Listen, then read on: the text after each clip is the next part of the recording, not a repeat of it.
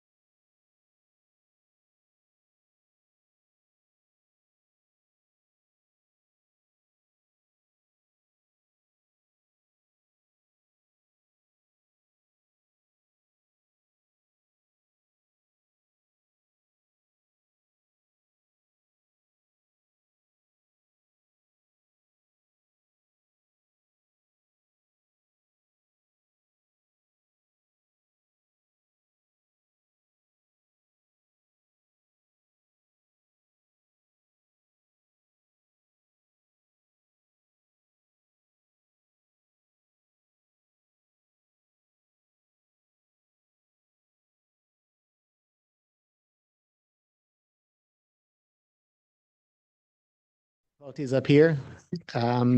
We do have our Zoom set up, and we're going to proceed with calling this meeting to order. This will be a very brief meeting, by the way, because the sole purpose of this meeting is to publish a report from this committee. And also attached to the back of this report are recommendations that I included as chair of this committee. And that's on page, at the very back of the page on your draft report. And on my report that I'm looking at, it says page 19 of 20 with the findings. So that's the whole purpose of this. That's the whole purpose of this meeting today, is to publish this report and to share the recommendations from the chair of this committee in regards to firearm safe storage. Some of our committee members, with this being the final meeting and no agenda, we have several of our committee meetings that are on planes, and we have one that's in the middle of with a patient and unable to join us at this time. However, I do not want to keep anyone waiting. I certainly don't want to keep the members of the press that's here waiting as well. And first of all, let me just take this time to thank several members that have worked with me and worked with this committee and all of us on pulling this together. Mike Webb, Giovanna McDowell, and Christy Song, if you all remember, they shared their personal story regarding the loss of their children in regard to firearm safe storage. And those memories that they shared with us and those moments they shared with us has made a huge impact, a very positive impact on my efforts and my determination to change some of the laws here in our great state. Throughout this meeting, we heard testimony from several other states that I think we have an opportunity to learn a lot from. Utah State Representative Steve Eleson and Dr. Kathy Martinez from Texas, who's the director of the school safety center, they shared a wealth of information with us. One of the things that struck me about Chairman Eleson's remarks was he said, basically, Utah haven't had any mass shootings in their school system. And he couldn't remember whenever the last one had. What are they doing? Certainly the work that he's done with mental health, early intervention, trying to get kids the kind of services they need before something tragic happens is what he credited with the success they've enjoyed out in Utah. In Texas, they have a director, and that's Kathy Martinez at the School of Safety Center. And that school is created to share best practice, if you will, and to share research and information with the school systems in Texas, by the way, of the work that they're doing in regards to firearm safe storage. And to me, Georgia can stand to learn a lot from the kind of work that Texas is doing, and not just Texas, but also in North Carolina. Post-meeting, I met with Secretary Lassiter in North Carolina, who has put together an organization called NC Safe, North Carolina Safe. And the work they're doing is very similar to the work that Dr. Martinez is doing in Texas and some of these other states. And to me, that's the kind of practices that we should be emulating in our great state. I'm giving you all this background so that you know basically the recommendations that have come out of me chairing this committee, which on the back page. Hopefully you'll understand where these recommendations come from. I also got to thank Lauren Pavlo with J.M. Morgan. Lauren spent her time and effort and energy in pulling together this committee and working with me on the agenda every single meeting. And none of that would have happened without my assistant, my Senate admin, Ms. Megan Stevens, for standing beside me and me allowing me to push her to get things done so that we could come in here and share this information with you. But let me just say that in the midst of really one of the worst is mass shootings in the history of our great state, this committee finds itself right in the middle of that. And I will forever remember September the 4th and the impact that it not just had on me personally, but the impact that it had on the work that I think is required of this study committee. And I will share with you that I grieved along with all of the other members of our great state, all the other citizens of the state for what happened up at Appalachia High School. It is certainly my hope and my prayer that an incident like that never, ever happens again in our great state. And that's why I believe this work we're doing is important today. At the end of this study committee, the purpose, my sole purpose, is to make sure that we can get some of this legislation enacted into law that's being proposed. And I've been encouraged by some of the words that have been shared with me from the second floor of, the governor's office and his efforts and his concern about what happened at Appalachia, the reports and letters that were sent by the third floor from our lieutenant governor in creating the study committee, to Speaker Burns, who certainly put his feelings in writing, of which I had a chance to speak with last week. And he and I have arranging to having a meeting.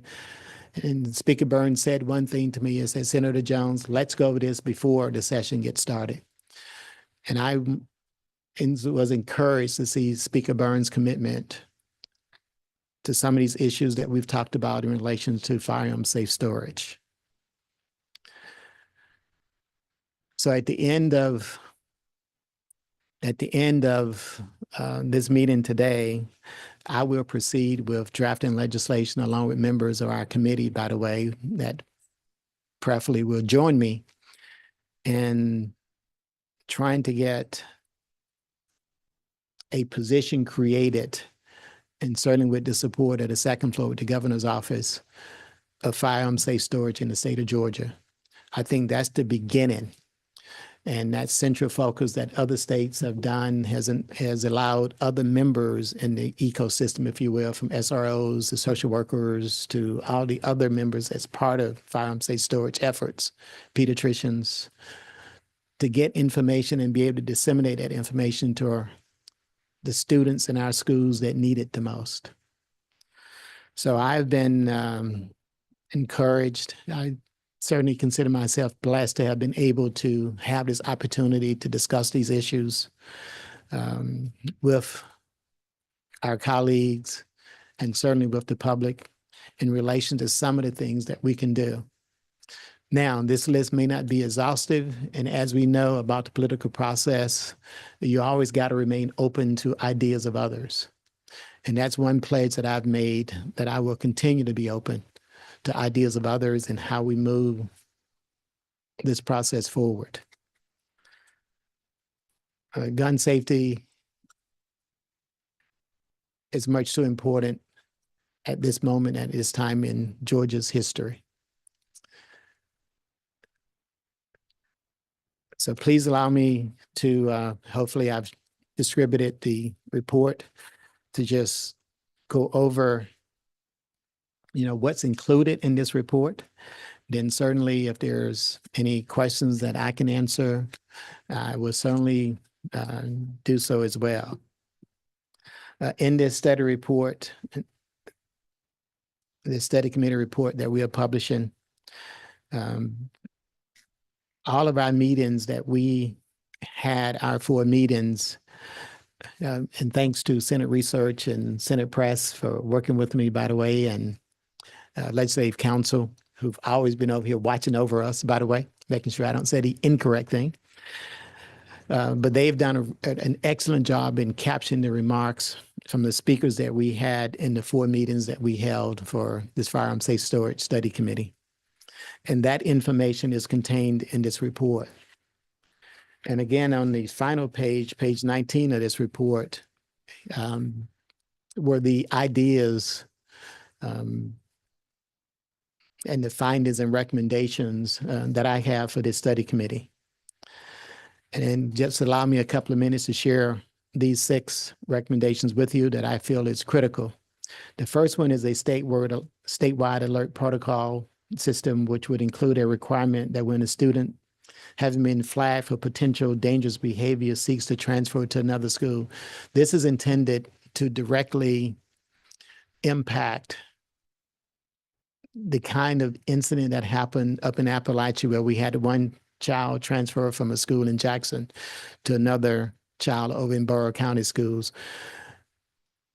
And I would also say that Superintendent Woods, who I had a conversation with through members of his staff, supports this idea as well, and others. So I don't anticipate much of a pushback against creating this kind of a protocol. The second item on here is address mental health issues and promote awareness. I think the best example I can give you of this kind of work that's been done in this country is the work that Secretary Lassiter from Utah shared with us, and the work that he's done in many bills. I think he said there may be anywhere from 23 to 28 bills that he has single-handedly introduced in Utah that relate to mental health. And it's my hope that Georgia can really find the best of what he's done in other states as well and consider it legislatively, and I certainly have intentions of doing that as well. The third item on here is child access prevention laws. We've had testimony on top of testimony related to child access prevention laws. I am committed to passing some child access prevention laws, and particularly as it relates to civil and criminal penalties for those parents or caregivers or anyone that has custody of a child that allows them access to a loaded weapon. To me, having laws like this on the books is critical to us curbing this senseless act of gun violence in the great state of Georgia. Number 4 is promotion of safe storage devices and promoting homeowners insurance policy benefits with regards to safe storage. I've already had these conversations with Legislative Council. And the whole thrust behind all of that is to incentivize homeowners on ensuring that their guns are stored safely in their household. And then I couldn't think of a better way to do that than to provide some kind of reduction on their insurance policies for those homeowners that will actively pursue safe storage devices in their home. Several members testified, said, we require those that have pools in their home to have fences around them and secure so that toddlers and young kids cannot accidentally fall into those pools. Why can't we do something very similar with guns? And the answer is we can. So that's my hope in working with Legislative Council as we move through the process on creating some type of legislation in regards to promotion of safe storage devices and child access prevention. Number 5 is something that I've already harped on is creating a director position. And it's my hope that the second floor will hear our plea up here and work with us on creating a position very comparable to what I've already seen in Texas, what I've already seen in North Carolina, what I've already seen in Utah. Of course, the North Carolina was a little bit different. It wasn't at a research institute like Texas, but in fact, it was housed within the Department of Juvenile Justice. So it's well within the governor's purview to create a position like this. And I don't think we have to do it legislatively, but that's a conversation that we have to have with the second floor and the governor's staff. And I fully intend to have those conversations along with members of our committee. On number 6, this was a recommendation, I believe, by Chairman Gann that required 10-day waiting period for the purchase of the assault rifles unless the person has a weapons carry license. And to me, that just makes sense. Sometimes in those 10 days, cooler heads can prevail, and certainly it will allow for any other particular issues that a person may have trying to gain quick access to one of these assault weapons to kind of look and make sure that person is responsible in handling that weapon. So these are the primary findings for the time that I've spent chairing the study committee. And again, I want to thank Lieutenant Governor Burt Jones for creating this study committee and the members of the committee that have served on this committee with me, Senators Frank Gann, Marty Harbin, David Lucas, and Senator Watson, as well as all of those that have worked with me and those that have been here attending these meetings and lending their voice. And again, thank you. I appreciate you. And I know Senate Press has been eager to work with me in the event there's any questions. I believe, Evan, that we can arrange that as well. Any final comments from anyone? I've always allowed participation from members in the audience, as some may recall. Some not so good, others good, but regardless. But again, let me just say thank you really from the bottom of my heart for all those that have sit in on these meetings every single day. Thank you all, and God bless you. And if there are no further comments, me being the chair, I will adjourn this meeting. Meeting is adjourned.